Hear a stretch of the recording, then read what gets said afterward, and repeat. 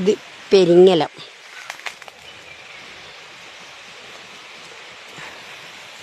ഇതാണ് പെരിങ്ങലം എന്ന് പറയുന്ന സാധനം. പെരിങ്ങലം ഇത് ഒരു പേരൻ എന്ന് പറയുന്നതാണ്. ഇതിനകത്ത് ഇതാണ് ഒരു പേരൻ പെരിങ്ങലം കേട്ടോ. ഇത് കൊച്ചുകുട്ടിയൊക്കെ ഇതിൻ്റെ വേര് പറിച്ച് അരച്ച് അരി ഈ പുഴുങ്ങലരി കൂട്ടി അരച്ച് രാവിലെ ദോശ ഇട്ട് കൊടുക്കും. അപ്പം കുട്ടികൾക്ക് നല്ലതാണ്. പണ്ടുള്ള കാര്യം ഞങ്ങളുടെ മാതാപിതാക്കൾ ഞങ്ങൾക്ക് തന്നതാണ്.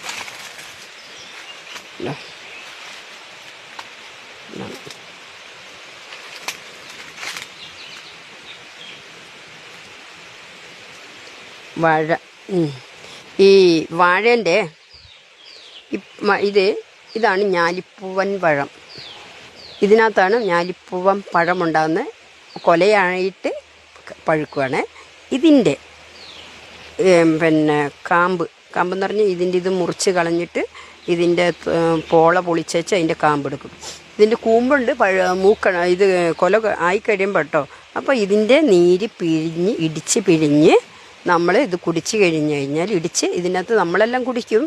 എന്നിട്ട് അതിൻ്റെ അതേ അളവിൽ നമ്മൾ ഒരു ഗ്ലാസ് ഇത് കിട്ടുമെങ്കിൽ ഒരു ഗ്ലാസും കൂടെ ചേർത്ത് നമ്മൾ വെള്ളം ചേർത്ത് കഴിച്ചാൽ മൂത്രത്തിക്കല്ല്, വൃക്കയിൽ ഇത്ര സുന്ദരമായ ഒരു മരുന്ന് വേറെയില്ല. ഇതിനകത്ത് പലതും ചേർത്ത് കഴിക്കാം. മൂത്രത്തിക്കല്ലിനെ ചെറുളേൻ്റെ ഇല ചേർത്ത് കഴിക്കാം. ഇതിനകത്ത് മറ്റുള്ള ചിറ്റമൃത് ചേർത്ത് കഴിക്കാം. ഇതെല്ലാം ചെയ്യാവുന്നതാണ്. ഇത് വെറുതെ കഴിക്കാം. എന്നുവെച്ചാൽ നമ്മുടെ ശരീരത്തിലെ ഈ ജലാംശത്തെ കൂടുതൽ വർക്ക് ചെയ്യപ്പെടുക്കാൻ കഴിവുള്ളതാണ് ഇത് ഉള്ളിൽ വയറ്റിൽ കുടലിന് ഏറ്റവും സുന്ദരമാണ്. ഈ അൾസറും അർസസും മൂത്രത്തിക്കല്ലൊക്കെ ഉള്ളവരുടെ മൂത്രാശയ കല്ലൊക്കെ പോകും.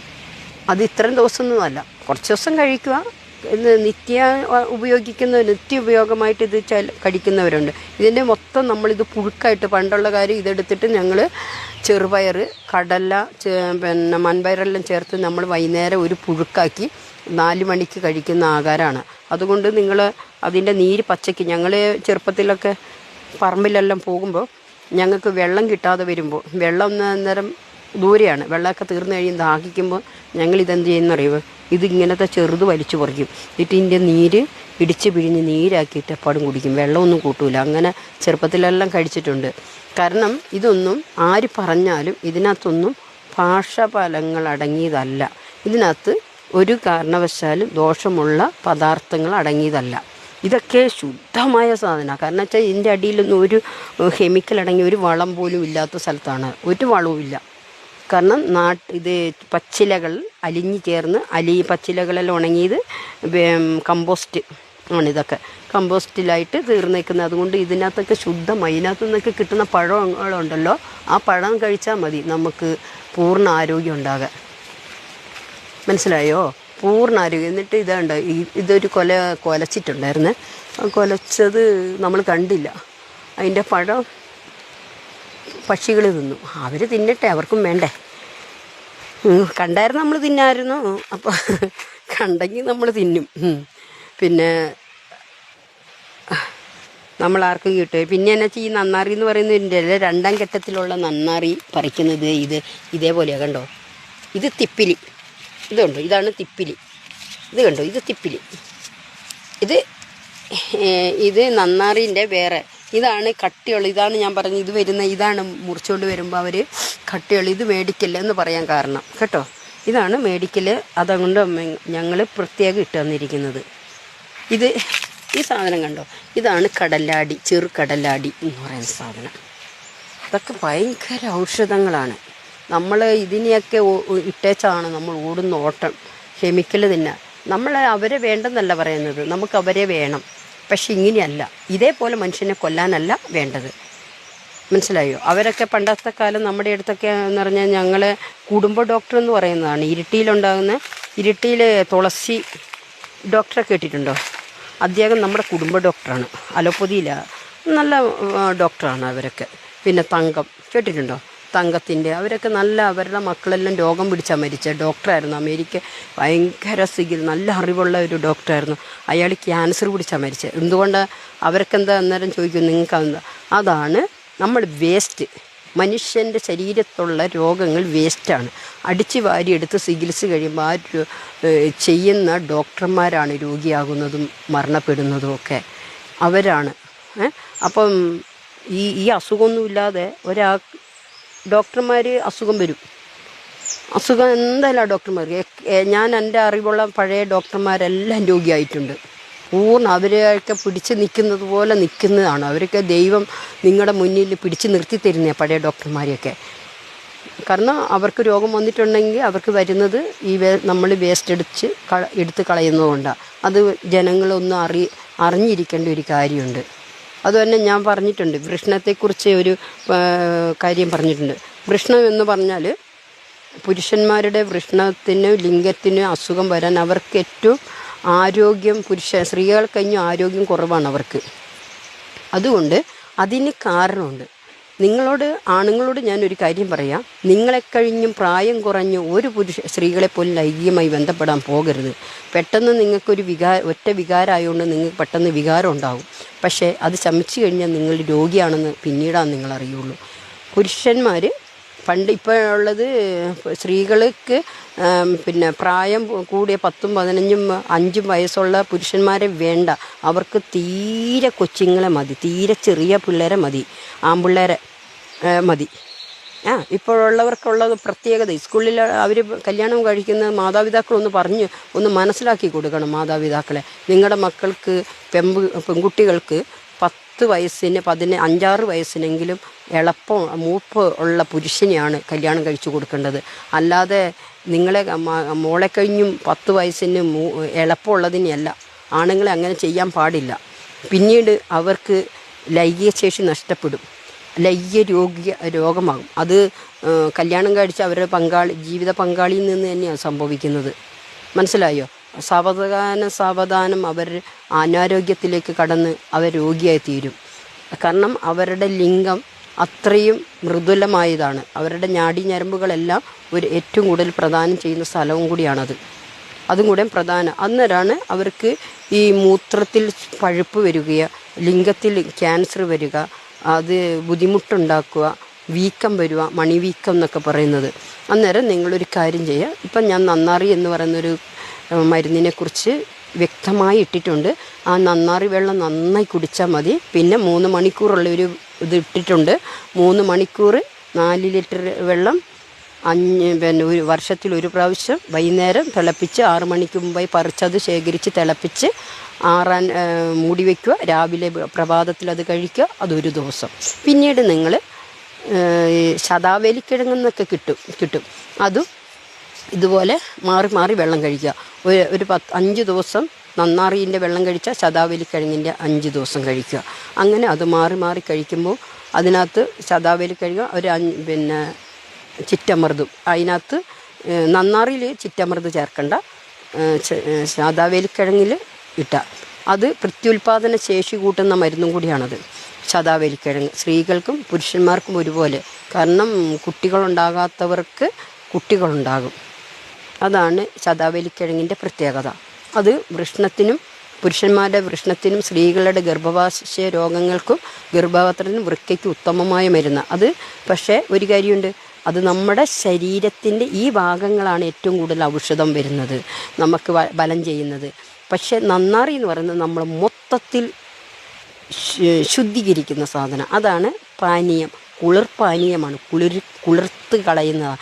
കാരണം അത് വേനലാകുമ്പോൾ എല്ലാവരും അത് കഴിച്ചാൽ ഒരു കുഴപ്പവുമില്ല. കാരണം ശരീരത്ത് ചൂട് രോഗം എന്നെല്ലാം പറയുന്ന ഈ വേർപ്പൻ എന്ന് പറഞ്ഞാൽ അങ്ങനെയുള്ള രോഗങ്ങളൊന്നും വരില്ല. മഞ്ഞപ്പിത്തം വരില്ല, കരൾ രോഗം വരത്തില്ല. ഇത് കഴിക്കുന്നവനൊന്നും മഞ്ഞപ്പിത്തം വന്നെന്നും പറഞ്ഞ് മരിക്കില്ല. മനസ്സിലായോ? അപ്പോൾ ഇത് പറഞ്ഞ് പരിഹസിക്കുന്നവരെ ഒന്ന് ശ്രദ്ധിച്ച് ഒഴിഞ്ഞു പോവുക. കാരണം പരിഹസിക്കുന്നവർ നമ്മുടെ മിത്രമല്ല, അതാ ശത്രുവാണെന്ന് കരുതിയാൽ മതി. അപ്പം പുരുഷന്മാരോട്, ആണുങ്ങളോട് ഈ രോഗങ്ങളും ബുദ്ധിമുട്ടുകളുള്ളവരോട് പിന്നെ കഴിക്കേണ്ടതെന്ന് വെച്ചാൽ ഈ അസുഖവും നീർക്കെട്ടും വൃഷണത്തിന് തകരാറും ബുദ്ധിമുട്ടൊക്കെ വരുന്നവർ പനിക്കൂർക്ക എന്ന് പറയുന്ന സാധനമില്ലേ, കുട്ടികൾക്കൊക്കെ കൊടുക്കുന്നത്, അതൊക്കെ ചിരിക്കുമ്പോൾ കേൾക്കുമ്പോൾ ഒരു ചിരി തോന്നുമെങ്കിൽ അത് ചിരിക്കണ്ട. അതിനകത്തുനിന്ന് ഒരു 5 ഇല വീതം 4-5 ഇല എടുത്ത് കൈ കൊണ്ട് തിരുമ്മി പിഴിഞ്ഞ് പ്രഭാതത്തിൽ ആ നീര് കുടിക്കുക. പ്രഭാതത്തിലാണ് ഇതെല്ലാം മരുന്ന് കാരണം ഇവരെല്ലാം നമുക്ക് തരുന്ന ഔഷധം ഇത് കണ്ടോ അല്ലേ? ഞാൻ പറഞ്ഞ സത്യമല്ലേ? അല്ലേ പെരിങ്ങലം?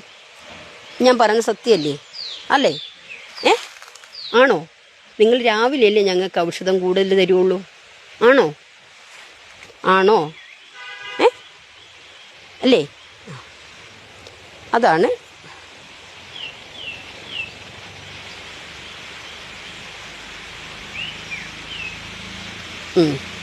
പിന്നെ ഒരു കാര്യം, എന്നിട്ട് നമുക്ക് ഔഷധം കിട്ടുകയുള്ളൂ. അപ്പോൾ അത് കഴിക്കുക. അപ്പോൾ ബാക്കിയുള്ള നമ്മൾ ആ 5 ഇല എടുത്ത് പിഴിഞ്ഞ് കഴിക്കുന്ന അതിൻ്റെ ചണ്ടി ചവച്ചരച്ച് കഴിഞ്ഞാൽ ബാക്കിയുള്ള നീരും കൂടി എടുത്തിട്ട് ആ നീരിനോടൊപ്പം കുറച്ച് തുളസി നീരും കൂടെ ചേർക്കുക. കരിന്തുളസിൻ്റെ നീരും കൂടെ കൂട്ടി കലർത്തി നമ്മുടെ കീഴ്വയറിനങ്ങ് തിരുമ്മി കൊടുക്കുക. തിരുമ്മി കൊടുത്തിട്ട് മൂത്രാശയത്തിൽ ലിംഗത്തിനും അങ്ങ് വീക്കമുള്ള മണിക്കൊക്കെ തേച്ച് കൊടുക്കുക. തേച്ച് കൊടുക്കുമ്പോൾ അതങ്ങ് മാറിപ്പോവും. അത് നിരന്തരമായി അന്ന് മാറുന്നവരെയും ചെയ്യുക. അല്ല എത്ര ദിവസം വേണം, എത്ര ദിവസം കഴിക്കണം എന്നല്ല. നമ്മൾ അസുഖം മാറിക്കഴിയുമ്പോൾ അത് നിർത്താൻ വേണമെങ്കിൽ നിർത്തേണ്ട ആവശ്യമൊന്നുമില്ല. അത് വരില്ല. അത് കഴിച്ചെന്ന് പറഞ്ഞാൽ പിന്നീട് അത് പാർശ്വഫലമൊന്നും ഉള്ളതല്ല. അത് ഇപ്പം നമ്മൾ രാവിലെ ചോറ് കഴിക്കുന്നവനാണ് ഉച്ചയ്ക്ക് കഴിക്കാതിരിക്കുമോ? അത് കഴിക്കും. പിന്നെ വൈകുന്നേരം കഴിക്കില്ലേ? പിന്നെയും കഴിക്കൂലേ? എന്നിട്ട് നമുക്ക് പാർശ്വഫലം അല്ലല്ലോ വരുന്നത്. നമ്മൾ തിന്നില്ലെങ്കിൽ നമ്മൾ ക്ഷീണിച്ചു പോകും, അവശതയാകും. അപ്പോൾ അതുപോലെ തന്നെയാണ് ഈ മരുന്ന് നന്നാറിൻ്റെയൊക്കെ കാര്യം. മത്തങ്ങ ഇതൊക്കെ കഴിക്കുക നല്ലോണം. കുമ്പളങ്ങ ഇപ്പോൾ ആ സമയത്ത് വൃഷ്ണ രോഗികൾ കുമ്പളങ്ങ അധികം കഴിക്കേണ്ട. പന്നിയിറച്ചി കഴിക്കരുത്, കോഴിയിറച്ചി കഴിക്കേണ്ട. എന്നുവെച്ചാൽ കോഴിയിറച്ചിക്ക് എന്ന് പറഞ്ഞാൽ ഇപ്പം ഉണ്ടാകുന്ന നിങ്ങൾക്കറിയാമല്ലോ കോഴിയിറച്ചിയൊക്കെ എങ്ങനെയാണ് കിട്ടുന്നതെന്ന്. അതുകൊണ്ടാണ് കഴിക്കേണ്ടെന്ന് പറഞ്ഞത്. പിന്നെ പാലും നെയ്യും നല്ലോണം കഴിക്കുക. പാലൊന്നും നെയ്യെന്ന് പറഞ്ഞാൽ പാല് പാക്കറ്റ് പാലല്ല കേട്ടോ, ഡ്യൂപ്ലിക്കേറ്റ് പാലല്ല, ഒറിജിനലായി പശുവിൻ്റെ അകത്തുനിന്ന് കറന്നെടുത്തിട്ട് നമ്മൾ ഉപയോഗിക്കുന്നതാണ് കേട്ടോ, അതിൻ്റെയാണ്. പിന്നെ ആട്ടുംപാൽ കിട്ടുമെങ്കിൽ ആട്ടുംപാൽ ഉപയോഗിക്കുക. ആട്ടുംപാലെല്ലാം ഉപയോഗിക്കുന്നവർക്ക് മഞ്ഞപ്പിത്തത്തിനൊക്കെ ഉഷാറും മരുന്ന്, അതിനകത്തൊക്കെ മരുന്നരച്ച് കൊടുക്കുന്നത് നമ്മൾ. പിന്നെ നസ്യം ചെയ്യാൻ നല്ലതാണ്. അതൊക്കെ ചെയ്യുക. ഇതാണ് നമ്മുടെ വൃഷ്ണ രോഗത്തെക്കുറിച്ചുള്ള ഒരറിവ്. അത് ചെറുതായിട്ടാണ്, അത് നിങ്ങൾ ഉപയോഗിക്കുക. അതുപോലെ നിങ്ങൾ ഈ അറിവ്, കാരണം പുരുഷന്മാർ എല്ലാവരും മുതിർന്ന സ്ത്രീകളുമായി യാതൊരു ബന്ധത്തിനും പോകാതെ, കല്യാണം കഴിക്കാനോ അല്ല ലൈംഗികമായ ബന്ധത്തിനോ പോകരുത്. പോയിക്കഴിഞ്ഞാൽ നിങ്ങൾ പെട്ടു, രോഗിയാണ്. പിന്നെ പല രോഗത്തിനും വേണ്ടിയിട്ടും അന്നേരത്തേനും അതെന്തൊക്കെയാണെന്ന് പിന്നീട് അനുഭവിക്കുന്നവർക്ക് ശരീരത്തിന് വിഷമം വരുമ്പോൾ അനുഭവിക്കുന്നുണ്ടല്ലോ. പിന്നെ ഞാൻ പ്രത്യേകം പറയാനുണ്ടോ? കാരണം അതിന് കാരണമുണ്ട്. സ്ത്രീകൾക്ക് 8 വികാരമാണ്, പുരുഷന്മാർക്ക് 1 വികാരവും. കാരണം അവരുടെ ആ ഒരു വികാരം തീർന്നു കഴിയുമ്പോൾ അവരുടെ ശരീരം ശാന്തതയാവും. സ്ത്രീകൾക്ക് ശാന്തത വരില്ല. ആ 2 വ്യത്യാസങ്ങൾ. കാരണം അവർക്ക് പ്രസവിക്കാനുള്ള കഴിവ്, ഒരു കുഞ്ഞിനെ വയറ്റിൽ കൊണ്ട് 10 മാസം നടക്കാനുള്ളൊരു കഴിവ് സ്ത്രീകൾക്കുണ്ട്. അതെന്തുകൊണ്ടാണ്? അവർക്കൊരു പ്രത്യേകത കൊടുത്തിട്ടുണ്ട്. അതിനകത്തുനിന്ന് ഇന്ന് കാണിച്ചു കൂട്ടുന്ന ഈ അവസ്ഥയില്ലേ, അതൊന്നും പിന്നെ പറഞ്ഞേണ്ട. അതിനൊത്ത് ന്യായീകരിക്കാൻ പുരുഷന്മാരോ വരരുത്. ഇപ്പം ഈ കാര്യത്തിൽ സ്ത്രീകൾ അവർക്കറിയില്ല. അവരുടെ വിചാരം അവരെപ്പോലെ തന്നെ വികാരത്തിൻ്റെ അടിമയാണ് പുരുഷന്മാരും. പക്ഷേ പുരുഷന്മാരും ഒറ്റ വികാരിയാണ്. കാരണം ഒരു പെണ്ണിൻ്റെ കാലിൻ്റെ ഒരു ഭാഗമോ അല്ലെങ്കിൽ ഒന്ന് ചിരിച്ചോ അല്ലെങ്കിൽ ശരീരത്തിൻ്റെ ഒരു ഭാഗം കണ്ടാൽ അന്നേരം അവരുടെ വികാരം ഉണർന്നു. അത് വികാരം ചമച്ച് കഴിഞ്ഞാൽ തീർന്നു. അതുകൊണ്ടാണ് സ്ത്രീകൾ പുരുഷന്മാരെ എടുത്ത് വേഷം കെട്ടി നടക്കരുതെന്ന് പറയാൻ കാരണം. അല്ലാതെ സ്ത്രീകളോടുള്ള വൈരാഗ്യമല്ല. മനസ്സിലായോ? ഇത്രയേ ഉള്ളൂ ഇത് പറയാൻ. ഇത് രോഗമായ കാര്യത്തെ കൊണ്ടാണ് ഇപ്പം ഈ വിഷയം ഞാൻ എടുത്തിട്ടിരിക്കുന്നത്. അത് മനസ്സിലാക്കുന്നവർക്ക് മനസ്സിലാക്കിയെടുക്കാം.